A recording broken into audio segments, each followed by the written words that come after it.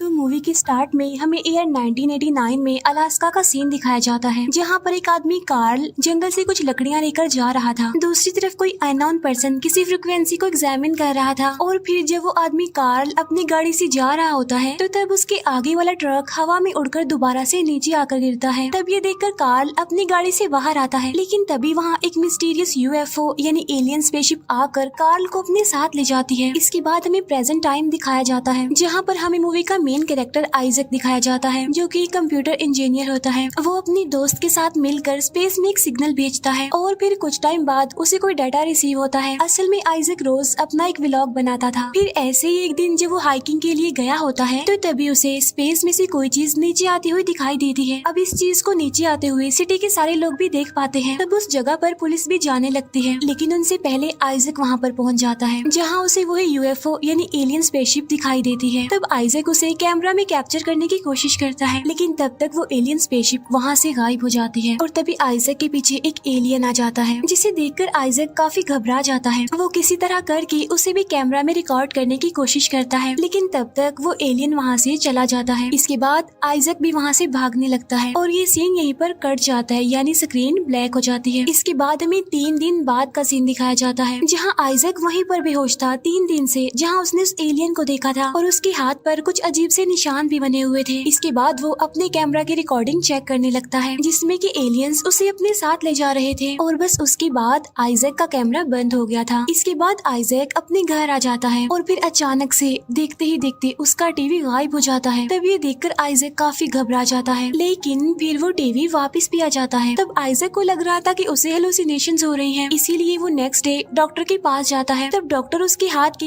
X ray देखकर एक shocking बात बताता है कि असल में तुम्हारे हाथ को किसी ने काट दिया था और अब उसे ऐसे जोड़ दिया है कि जैसे वो कभी कटा ही ना हो। तब ये देखकर उस डॉक्टर को भी यकीन नहीं होता। इसके बाद आइजक ऑफिस आकर अपने फ्रेंड को भी वो वीडियो दिखाता है जिसमें एलियंस उसे ले जा रहे थे, लेकिन उसका फ्रेंड भी इस पर यकीन नहीं करता। तो इसीलिए आइजक अपने घर आ जाता है और वो एलियन वाली वीडियो को यूट्यूब पर अपलोड कर देता है और टाइटल में वो एलियन अबडक्शन लिखता है, यानी मुझे एलियंस ने किडनैप किया था और मैं एलियंस का विक्टिम हूँ। फिर देखते ही देखते ये वीडियो वायरल हो जाती है। फिर नेक्स्ट डे आइजक को मीडिया चैनल्स वाले इंटरव्यू के लिए कॉल करने लगते हैं। तब आइजक एक चैनल को इंटरव्यू देने जाता है, जहाँ पर रिपोर्टर उससे काफी सवाल पूछती है और ये भी कि उस टाइम आपके पास कैमरा कैसे था। तब इस सवाल पर आइजक थोड़ा कंफ्यूज हो जाता है और अटक जाता है, तो इसीलिए वो रिपोर्टर इस बात को झूठी कहानी समझकर इंटरव्यू को बंद कर देती है। इसके बाद जब आइजक घर जाता है तो न्यूज चैनल पर कहा जा रहा था कि आइजक ने फेमस होने के लिए एक फेक वीडियो बनाई। तो इसीलिए फौरन आइजक नेट पर सर्च करता है कि और कितने लोग एलियंस की विक्टिम रह चुके हैं, यानी एलियंस ने और किस किस को किडनैप किया। जहाँ पर उसे एक लड़की का कमेंट दिखाई देता है जिसमें उसने वो सारी चीजें लिखी हुई थी जो आइजक के साथ हुआ था। तब आइजक फौरन उसे मैसेज करके एक होटल में मिलने के लिए बुलाता है और जब आइजक होटल पहुँच जाता है तो वहाँ पर वो लड़की भी आ जाती है और इस लड़की का नाम सैरा था। तब आइजक उसे अपनी वीडियो भी दिखाता है और हिस्ट्री से रिलेटेड कुछ पिक्चर्स भी, जिसमें यूएफओ यानी एलियन स्पेसशिप की पिक्चर बनी हुई थी। तब सैरा बताती है कि मैंने ईयर 1989 में अलास्का में होने वाले एक आदमी कार्ल की एलियन किडनैपिंग के बारे में सुना है। उस आदमी ने लाइट डिटेक्टर भी पास किया और उस इंसिडेंट के बाद कार्ल गायब हो गया। फिर जब दोनों की बातें खत्म होती हैं तो आइजक उसे अपना कॉन्टेक्ट नंबर देता है और कहता है कि अगर तुम्हें कोई भी इन्फॉर्मेशन मिले इसे रिलेटेड तो मुझे जरूर बताना। नेक्स्ट डे आइजक अपनी शूट की गई एलियन वाली वीडियो को उन सभी को कोरियर करवाने जाता है जिन्होंने भी एलियंस की तरफ से किडनैपिंग का आर्टिकल इंटरनेट पर डाला था। तभी रास्ते में आइजक को एक राइटर मिलता है और वो आइजक को कहता है कि मैं तुम्हारी कहानी लिखना चाहता हूँ और अगर तुम्हें ये ठीक लगे तो मुझे कॉल कर देना। तब ये कहकर वो आइजक को अपना कार्ड देता है और वहाँ से चला जाता है।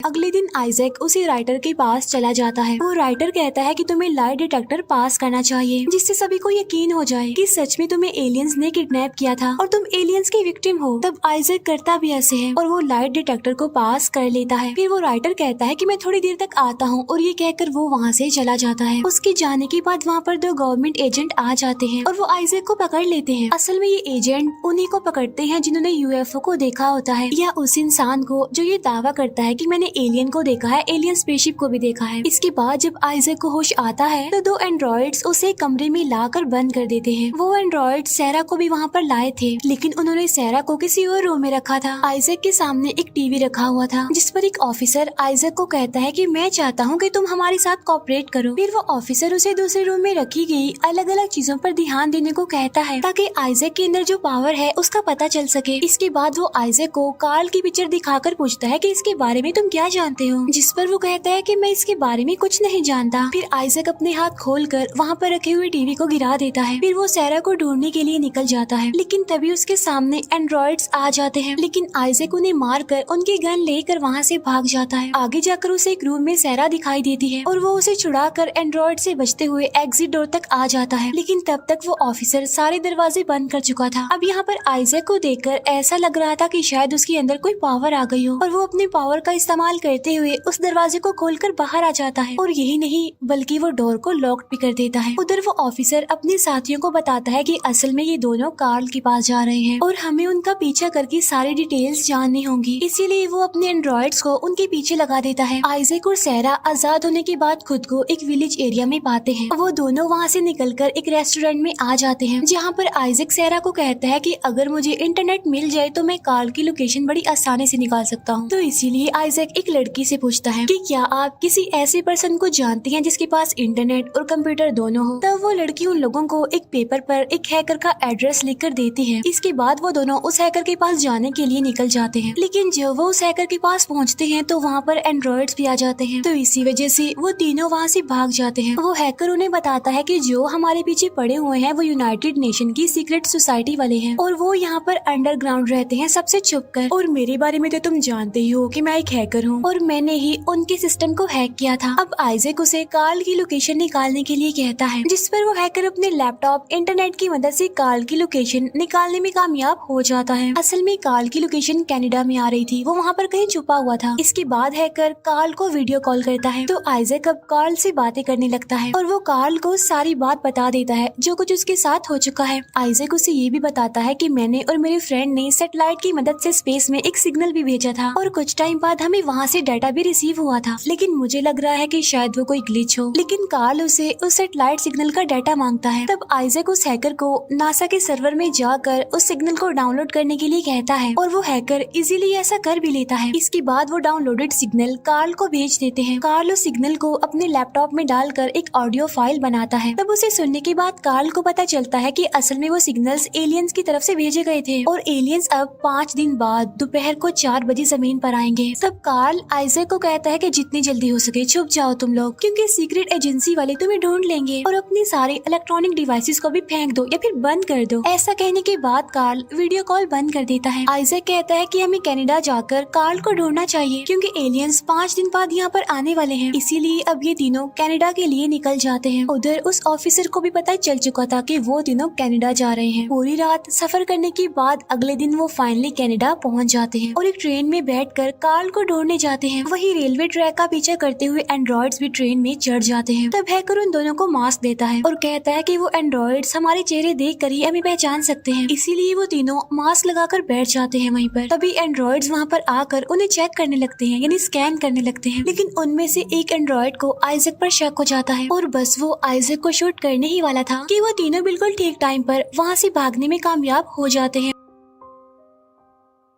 आइजैक और सैरा तो ट्रेन के ऊपर चढ़ जाते हैं और हैकर ट्रेन के दरवाजे के पास छुप जाता है। एक एंड्रॉइड आइजैक का पीछा करते हुए ट्रेन के ऊपर आने लगता है, लेकिन वो वहाँ से गिर जाता है। इसके बाद दूसरा एंड्रॉइड ऊपर जाने ही वाला था तो तब वो हैकर उसे धक्का देकर ट्रेन से बाहर फेंक देता है। फिर देखते ही देखते वो तीनों कार्ल के कैबिन के पास पहुँच जाते हैं, लेकिन कार्ल उन्हें कैमरा की मदद से देख लेता है और गन लेकर बाहर आ जाता है। वो कहता है कि तुम्हारे पीछे सीक्रेट एजेंसी वाले होंगे, इसीलिए कार्ल एक अजीब से डिवाइस को उनके हाथों पर लगाता है और उन्हें एक हैरान कर देने वाली बात भी बताता है कि उन एलियंस ने तुम्हारे हाथों पर एक ट्रैकर लगाया हुआ है और उस ट्रैकर की मदद से सीक्रेट एजेंसी वाले तुम्हें ढूंढ सकते हैं आसानी से। अब कार्ल जैसे ही उनके ट्रैकर्स को बंद करता है तो ऑफिसर के पास से भी सिग्नल्स चले जाते हैं। इसके बाद वो उन्हें अपने कैबिन में ले जाकर बताता है कि ये सब कुछ मैंने जो मेरा सामान यहाँ पर पड़ा हुआ है 20 साल पहले जमा किया था और मैंने एक ऐसी डिवाइस बनाई है जो किसी भी फ्रिक्वेंसी या फिर सिग्नल को ऑडियो फाइल में कन्वर्ट कर सकती है। असल में मैंने भी एलियंस को सिग्नल भेजा था और मुझे भी रिप्लाई आया था, लेकिन वो रिप्लाई इतना स्ट्रॉन्ग नहीं था जितना स्ट्रॉन्ग रिप्लाई तुम्हें मिला है आइजैक। इसके बाद हमें एलियन आने से 5 मिनट पहले का टाइम दिखाया जाता है। वो तीनों कार्ल के कैबिन में थे कि तभी उन्हें अजीब सी आवाजें सुनाई देने लगती हैं। तब चेक करने के लिए आइजैक घर के बाहर आ जाता है और वो जंगल में एलियंस को ढूंढने की कोशिश करता है, लेकिन तभी वही एलियन फिर से आइजैक के पीछे आ जाता है। तब आइजैक उससे पूछता है कि तुम क्या चाहते हो। इसके बाद ये सीन ब्लैक आउट हो जाता है। नेक्स्ट सीन में वो तीनों कार्ल के कैबिन में थे और उनके साथ वो एलियन भी था। कार्ल अपने डिवाइस की मदद से एलियन की आवाज को अपनी लैंग्वेज में कन्वर्ट करता है, जिससे वो समझ जाते हैं कि एलियन आखिर कह क्या रहा है। वो एलियन कहता है कि हम इंसानों के बारे में जानना चाहते हैं कि वो कैसे अपनी जिंदगी गुजारते हैं, कैसे सरवाइव करते हैं और इंसानों की दुनिया यानी अर्थ सबसे अलग क्यों है। वो एलियन सभी को एक विजन दिखाकर ये सवाल करता है कि ये कौन है, और इस विजन में वो जीसस क्राइस्ट को देखते हैं, जिस पर आइजैक कहता है कि जीसस क्राइस्ट है, तुम इनके बारे में क्या जानना चाहते हो। जिस पर वो एलियन कहता है कि इनके बारे में तो मैं जानता हूँ, हमारे नॉलेज के मुताबिक ये सबसे अलग है और वो यूनिवर्स की क्रिएशन में सबसे ज्यादा इम्पोर्टेंट है, लेकिन हमें हमारे सवाल का जवाब मिल गया और वो हो तुम। हाँ बिल्कुल, हमारे सारे सवालों का जवाब आइजैक तुम हो। सैरा उस एलियन को बताती है कि जब से हमारी किडनैपिंग हुई हमारे हाथ में दर्द होती रहती है, जिस पर वो एलियन कहता है कि हमने आपके हाथों में ट्रैकिंग डिवाइस डाला था। वो एलियन सैरा के हाथ में एक डिवाइस लगाता है, जिससे सैरा का हाथ 2 हिस्सों में बढ़ जाता है और फिर वो अपना ट्रैकर सारा की बाजू से निकाल लेता है। और जब वो एलियन आइजैक की डिवाइस निकालने वाला था तो तभी बाहर वो ऑफिसर और उसके लोग आ जाते हैं और वो बाहर से ही कार्ल को धमकी देते हैं कि अगर तुम बाहर ना आए तो हम ही तुम्हारे कैबिन में घुस कर तुम्हें मार देंगे। और इसके बाद कार्ल बाहर आता है। यहाँ पर वो ऑफिसर कार्ल से अपने फादर के बारे में पूछता है कि वो कहाँ है। असल में जब मूवी के स्टार्ट में कार्ल के आगे वाले ट्रक को एलियन ने हवा में उठाकर नीचे कर दिया था तो उस ट्रक में कोई और नहीं बल्कि इस ऑफिसर के फादर थे, लेकिन उसके फादर वापिस नहीं आए, कार्ल वापिस आ गया था। इसीलिए उस ऑफिसर को लग रहा था कि कार्ल ने उनके फादर को मार दिया है। वो ऑफिसर कार्ल को कहता है कि अगर तुमने मुझे ना बताया तो मैं तुम्हें यहीं पर ही मार दूंगा देखना। जिस पर कार्ल कहता है कि मैं भी कुछ नहीं जानता, कुछ नहीं पता मुझे उनके बारे में कि वो कहाँ गए। लेकिन उस ऑफिसर को कार्ल की बात पर यकीन नहीं आता और वो उसे वहीं पर ही शूट कर देता है। तब ये देखकर सैरा भी बाहर आ जाती है, जिससे उस ऑफिसर को पता चल जाता है कि वो दोनों भी अंदर हैं। और अब जब एलियन आइजैक का ट्रैकर निकाल रहा होता है तो वो ऑफिसर उसे भी धमकी लगाता है कि अगर तुम बाहर ना आए तो मैं सैरा को शूट करके मार दूंगा। लेकिन आइजैक के बाहर ना आने पर सच में वो ऑफिसर सैरा को मार देता है और अब यहाँ पर आइजैक का ट्रैकर भी निकल जाता है। फिर वो एलियन आइजैक को कहता है कि तुम्हारे अंदर जो टेलीकिनेटिक पावर है उसे यूज करो। जिसके बाद आइजैक अपनी टेलीकिनेटिक पावर को यूज करते हुए उस हैकर को लेजर लगने से पहले ही टेलीपोर्ट करके कैबिन से बाहर ले आता है और जैसे ही वो बाहर आता है वो ऑफिसर और उसके साथियों को गायब कर देता है कहीं पर। ये देखकर वो हैकर भी काफी हैरान रह जाता है कि वो सारे कहाँ चले गए। इसके बाद वो एलियन सैरा और कार्ल को दोबारा से जिंदा कर देता है और उन्हें अपनी एलियन स्पेसशिप में बिठाकर कहीं और ड्रॉप करता है। एलियन स्पेसशिप में बैठने के बाद उस ऑफिसर को लग रहा था कि वो सारे वहाँ से भाग गए हैं। इसके बाद हमें 6 मंथ्स बाद का सीन दिखाया जाता है, जहाँ पर आइजैक और सैरा बड़ी खुशी खुशी अपनी जिंदगी गुजार रहे हैं और आइजैक अपनी और ज्यादा टेलीकिनेटिक पावर को यूज करना सीख रहा है। उधर कार्ल और उस हैकर ने अपनी एक सीक्रेट एजेंसी बना ली है और उस ऑफिसर को भी उसकी ड्यूटी से हटा दिया गया क्योंकि उसने कार्ल और सैरा को शक की बुनियाद पर बगैर सबूत के मार दिया, क्योंकि एजेंसी वालों को ये बात नहीं पता थी कि कार्ल और सैरा जिंदा है। कार्ल सैरा के साथ बहुत खुश होता है और इसी के साथ इस मूवी की हैप्पी सी एंडिंग हो जाती है। Thank you for watching.